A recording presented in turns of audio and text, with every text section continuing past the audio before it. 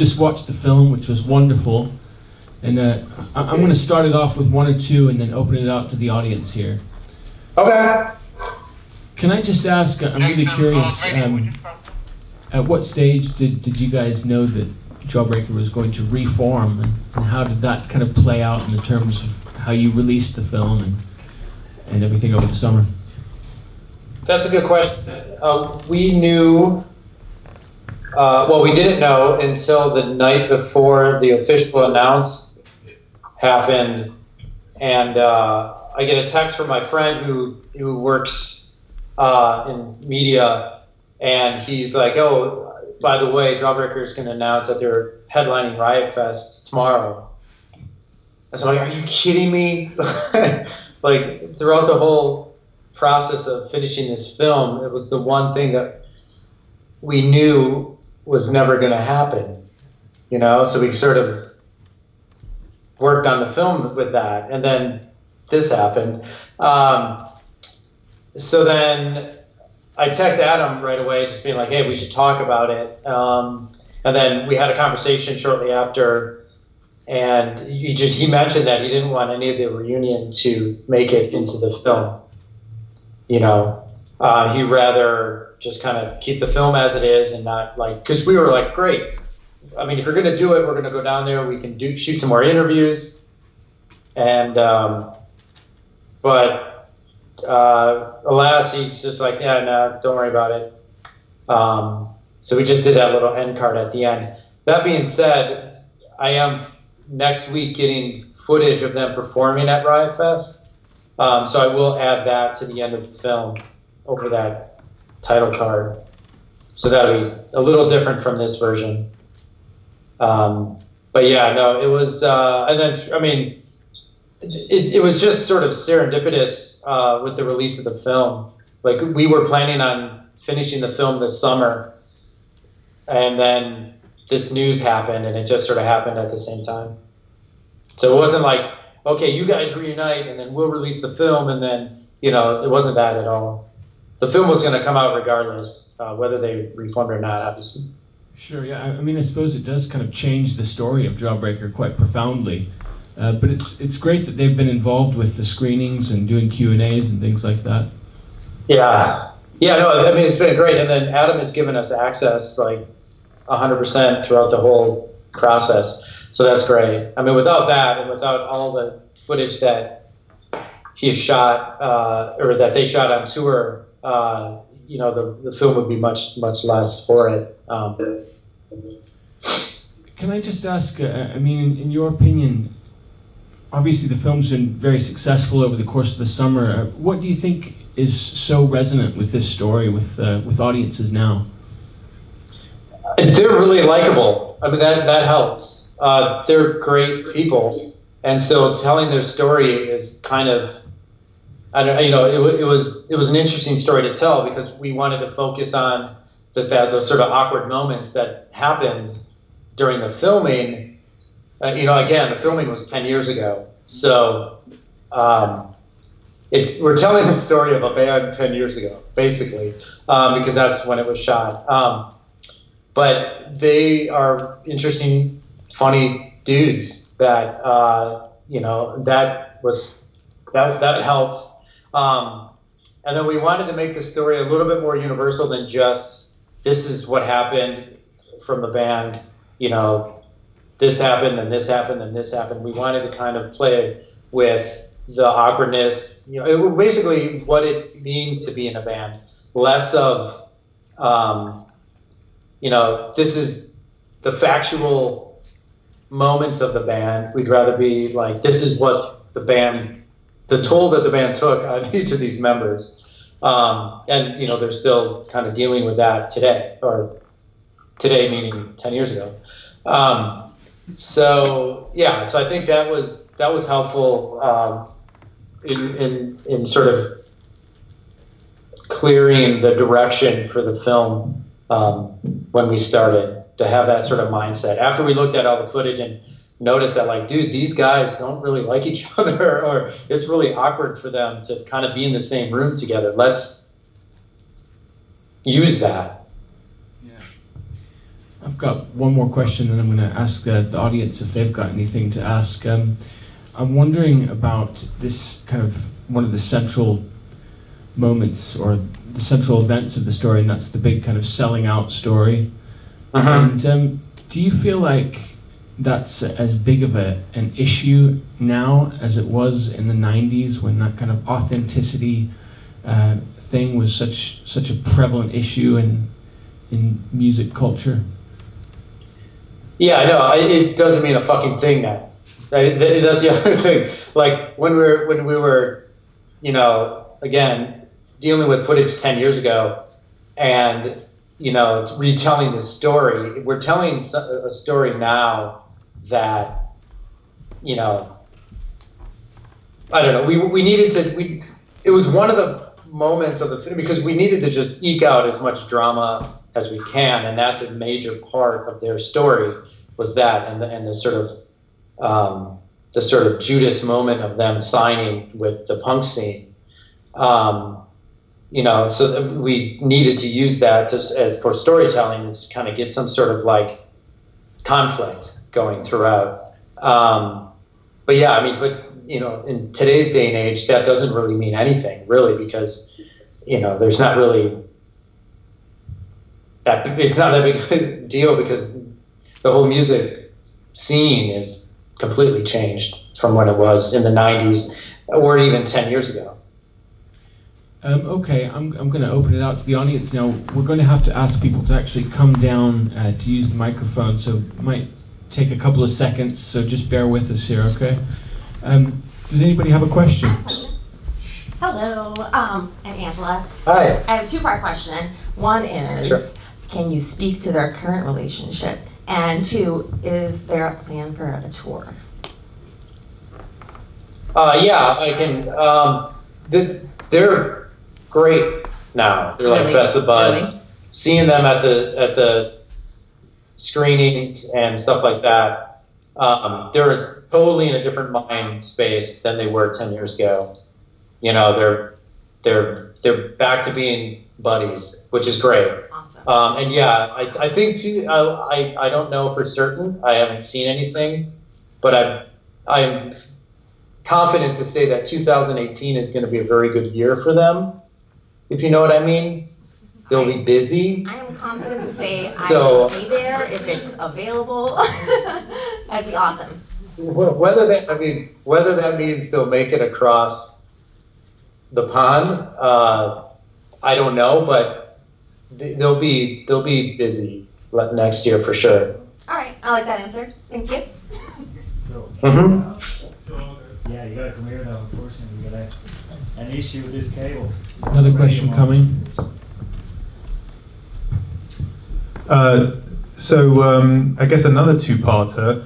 Why did it take the film 10 years to come out? And why was it very clear in the film that the elephant in the room was that they didn't like each other. So what's changed? How? The first part is, well, I just took over the film 2 years ago. Or I didn't take over the film. I got involved with the film 2 years ago. We took over the edit, I should say. Between time of shooting and when we got involved, they tried and they had different editors. Life got in the way. They got busy. Keith got really sick, which, you know, the film is dedicated to him because he passed away this year. So, you know, when this project was brought up and Tim asked if I wanted to get involved, I was like, yes, absolutely, because I knew how long it had been taking, because it's been this like mythical thing that's out in the ether, like, you know, will it ever get finished sort of thing. So I'm like, well, great, that's a great challenge to have. I want to finish this, like it has to be finished, like this has to be seen. So then, you know, I'm just kind of bummed that it took 2 years to finally get it done, but you know, that happens. It wasn't another 10 years, so I guess I'm thankful for that. And what was the second part? I forget. I guess about their relationship. So clearly in the film, they're very uncomfortable around each other, particularly Blake and Chris. You mentioned a moment ago, everything's great, they're best buds. That's a huge change. So, yeah, I mean, I think it's a, you know, like time heals all wounds kind of thing. I think during the filming and now, it was, you know, another additional 10 years, because they broke up 10 years or so, 11 years before they started shooting. You know, it's been another 10 years. It's been 20 years since they broke up. And, you know, 10 years since the shooting, the filming of those original interviews. I mean, you know, they sobered up. That helps. They're just, I think they're all, by they, I mean, basically Chris and Blake. They're both sober now, and, you know, in 10 years, they figured it out between one another. You know, I guess it took that long to kind of, for both of them to be in the same headspace, you know. And then Adam, along the whole time, has always been the guy. I mean, this is his project. This is his baby. This is like everything to him. The band was, so he was always like, whatever needs to happen, you know. So he was always on board for doing anything and all the time. So again, it was great to have that asset and his enthusiasm throughout the filming and editing of this. But yeah, I think they're just in a way better place mentally, both of them. Thank you. Yeah. So just a question more on kind of a film theme. What is Adam up to now? Because he had a video store before. Is that still going? It is. Amazing. Yeah. It's kind of funny. He had that storefront that we shot for the film was actually shot in 2015, 2016. I went to San Francisco to sit in his room, in his house, his living room, and just scan everything that I could, you know, all their like tour Polaroids and stuff like that. And so we got that shot because we needed that. It didn't get shot originally. But now that's gone. The storefront is gone, but now what he ended up doing is moving into the lobby of an Alamo Drafthouse cinema in San Francisco, which is actually the same cinema where it premiered. The world premiere was at it, basically, you know, at the lobby, or you know, in the big theater there, but his store was in the lobby. So yeah, he's still doing that, I guess. Hey, you mentioned that 2018 was going to be a busy year for Jawbreaker. Do you think that in the movie Blake was very like aloof, which obviously he just is, but when it comes to like anything future like tours or potentially an album or whatever that so happened that they do, would you reckon there'd be an opportunity to record and actually show some of that in a way that was seen here, or do you think it would be something that they would completely not do? Because he kept talking about losing the mystery and he wouldn't explain the guitar parts. So yeah, that's the entire question. I mean, in the Q&As that I've been in with them, they make it very blatant that they're sort of back together, and that they were planning on playing shows and being active and that in the coming months. But I mean, I don't know if I don't think. Were you suggesting that we would be filming more of them next year? I just wondered if they would be open as people for that. Do you think from the experiences that you've had all through this? Can you hear that, Dan? Not really. He's just wondering if they'd be open to that as an experience, because the kind of people that they are, would they be up for that or not? Now they would. I feel like if we would, well, that's a good. I'm not sure.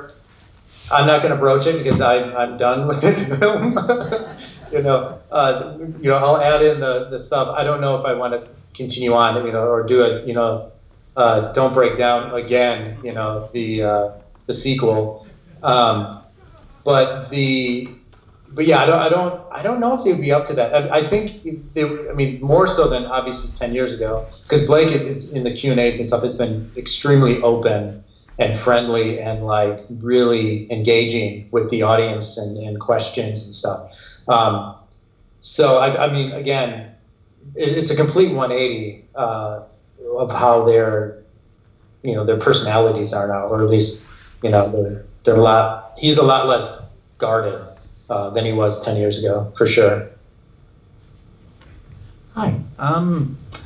So right now we live in a world where bands like the Gaslight Anthem and Rise Against, they can play arenas. One of the most popular up and coming bands in the UK are bands like Creeper. I was just wondering, do you think that Jawbreaker are a band completely of their time, or do you think that they could have resonated the way they've resonated now if they formed 10 years ago or something like that?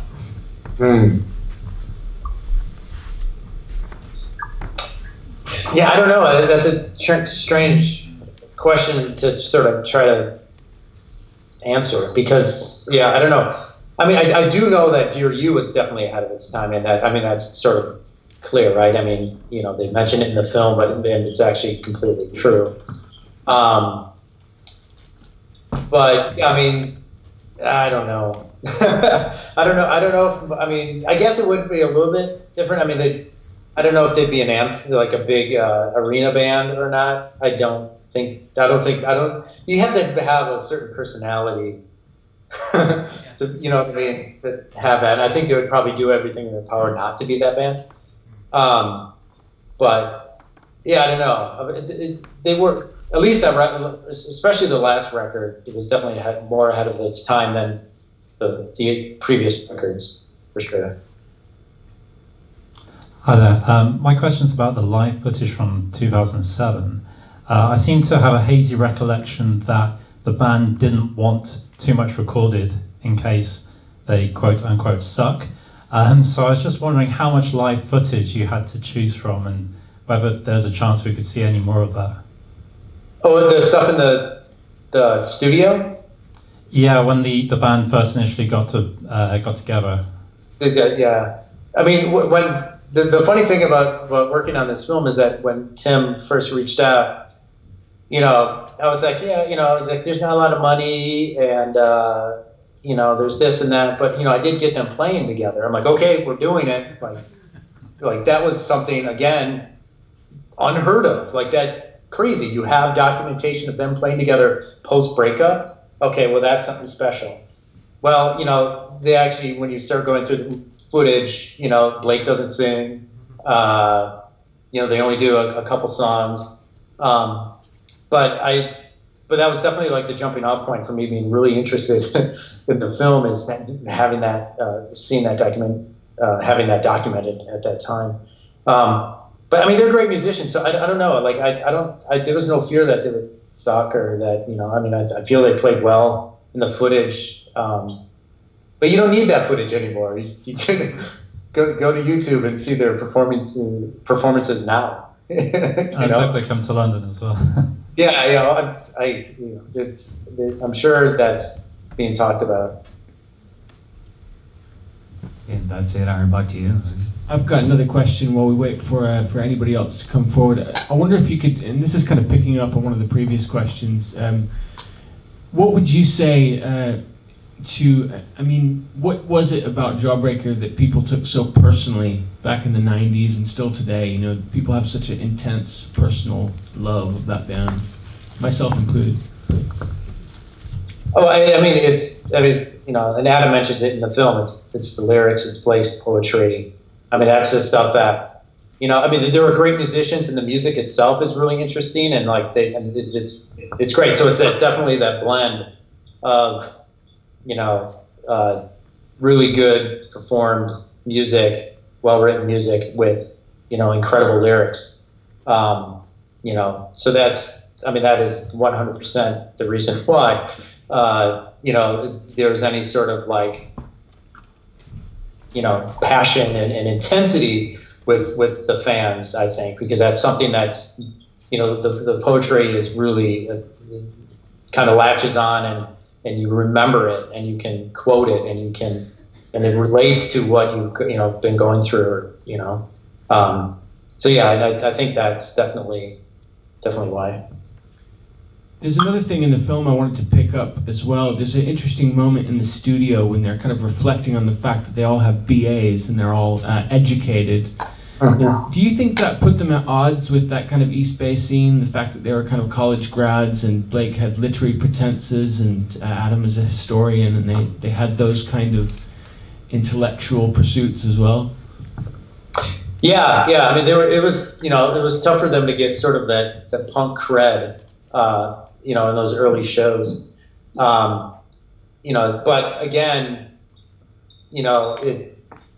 the people when they started, you can't fuck with the lyric, you can't, when you start hearing the songs and the and you get attached to the lyrics, and it's just I think that sort of moved them above most things, and I think people appreciated that about them, that they were a little bit different. It just took a little time to get there, but yeah, it was a tough go for sure. Just one more from me, Dan. Can you tell us what's next for the film? Are you going to continue to show it across the U.S. in indie theaters and festivals and things like that, or is there going to be a DVD release soon? Or? Yeah, I'm currently working out a distribution deal, and then, but in the meantime, we're doing just booking screenings like this all over the world. But that's, in the short term, it's just going to be screening a lot, and then long term, it'll be, there'll be a DVD streaming and stuff like that. So I know that with Tim and Keith's last film, the Minutemen documentary, which is also a wonderful film, they released this great DVD which has tons of hours of extra stuff, and I think fans in the room are probably hoping there'll be a similar package for the Jawbreaker film at some stage. Yeah, I mean, obviously, we could do we have tons of footage from back then, but also, I could talk with, I'm in talk with the Riot Fest to see, maybe we could put their set on it, because that was shot 5 cameras, and so that's a possibility. I mean, there'll be some goodies for sure. Excellent. Any other questions from the audience before we conclude our session with Dan? How much were they paid to play Riot Fest? I don't know. I'm not that, I'm pretty close with them now, just because of that, but that's one question I did not want to ask. Money heals all wounds. Yeah, I think, even though they're in a better place mentally, it had to be a fuck ton. I think it had to be just a shitload of just cash raining on them to do that. I think, I don't know. The Misfits. I'm sure you're right, but times looked a little bit threadbare. From where they were filmed and so on, things did look a little bit threadbare for them. I felt that added to the poignancy of the film, actually, that they hadn't gone on to become hugely successful in their later careers, as far as you could tell from the film. So I think that's interesting too, because Blade was very successful with Jets to Brazil, but we, and that was another thing that we wanted to do. That was a decision that we made, is not to include any of the Jet stuff post, because of the fact that, even though he had this whole other second life afterwards, he's still playing music and stuff, but nothing to the level of, where the Jets were at. We just decided not to include it, probably to make that section where they kind of go through and he's making stickers, that much more oh shit, he's not doing so good,